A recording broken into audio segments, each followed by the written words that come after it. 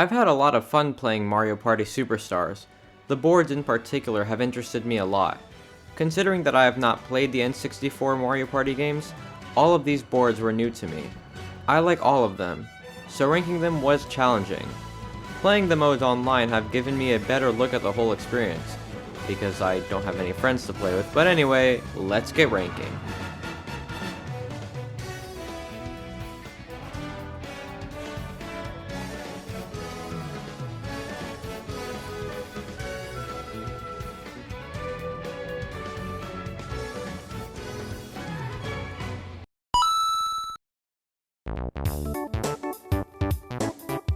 Please remember that I don't dislike any of these boards, but Woody Woods is the only one that I'm not the biggest fan of. The layout is personally my least favorite, and the direction switching mechanic is a neat idea, but I'm personally not a big fan of it. I like how you can manually switch the directions of the paths, but it will always get flipped around in the next turn, so the whole switching thing was for nothing, unless you purposely wanted it to be that way. The switches make it harder to obtain stars, so you have to rely on items to get the stars most of the time, which is not a good thing. Thankfully, this board has a lot of item shops, which would be good, but they are all on the bottom area of the map. But enough negatives. Let's talk about the positives. I like how there are two parts of this map, the lighter and the darker area, and the tree minigames are fun. Well, the happy one, that is. And it is my second favorite board visually. The Koopa Bank is also a nice system. In short, Woody Woods has some drawbacks for me personally, but it is still a good time.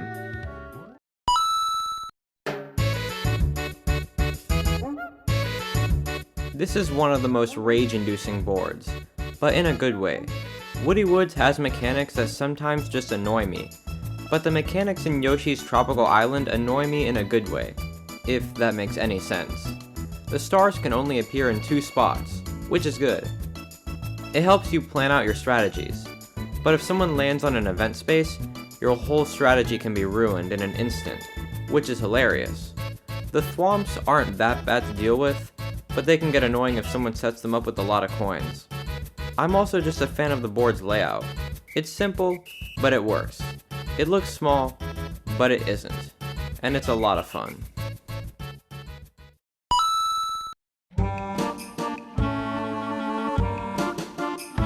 Horrorland has a lot going on. It is a very hectic board with a lot of different assets. My only problem with the board is that it is too large, which usually would not be a problem, but the many different pathways make it hard to get around. But the rest of the board is amazing. The day and night cycle is unique, and stealing stars with King Boo might be the most rage-inducing thing in this game, even though it has never happened to me, at least for now. Warping with the eyeballs makes it easier to travel around. The skeleton key locations are very smart, and just like in Woody Woods, the Koopa Bank is a great addition. And the whole design of the map is amazing. Like I said, I'm not a fan of the layout, but the different areas, such as the front of the spooky house, the playground, the amphitheater, and all the others look amazing. Horrorland is a really solid board.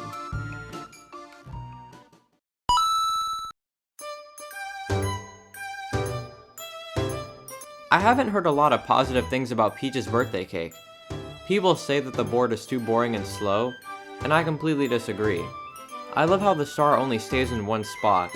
It makes it so that nobody can get 2 stars in one turn, which is awesome because this one clip from Horrorland that I got completely blew my mind.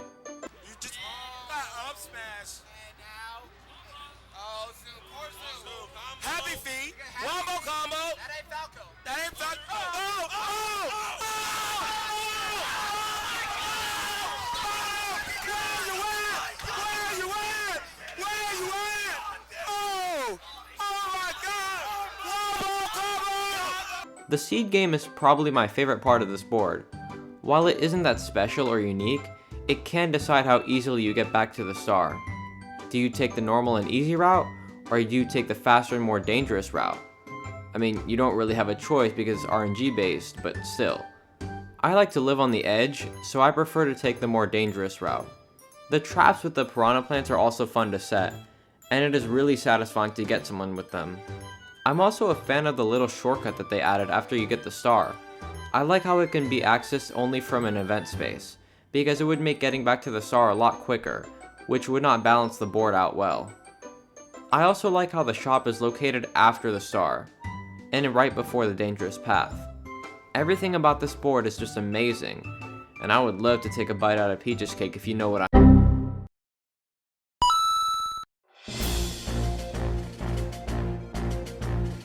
Spaceland is incredible. It is my favorite looking board visually, and it is so fun. Just like Horrorland, it is a very large board, but unlike Horrorland, it is much easier to get around because the pathways are very straightforward. The timer in the middle is an interesting mechanic, and losing all your coins from the Bowser laser is so rage-inducing. Man, Mario Party is such a rage-inducing franchise. The skeleton key locations are also really well placed, and I like how chance time is locked behind one of them. The Thwomps, Womps, and Sniffit vehicles are also a good hazard. They can either help or really annoy you, which is mostly a good thing. The Koopa Bank is also here, which is a plus, and the spaces are all really well placed. For some of the other boards, the spaces are questionable, but in Spaceland, no pun intended, the spaces just feel right. There aren't too many lucky blue, red, event, and item spaces, and everything else is balanced as well. Spaceland is just a great board, and obviously my favorite out of the bunch. And there you have it. I hope that more boards will eventually be added to this game, with a few more characters. There have been rumors that more boards will be added eventually, and I hope that the rumors come true. I would love to see a very unfair board added, such as a Bowser board. But anyway, what are your favorite boards in Mario Party Superstars? Let me know in the comments below. Thank you so much for watching, and have yourself a great rest of your morning, afternoon, evening, and night.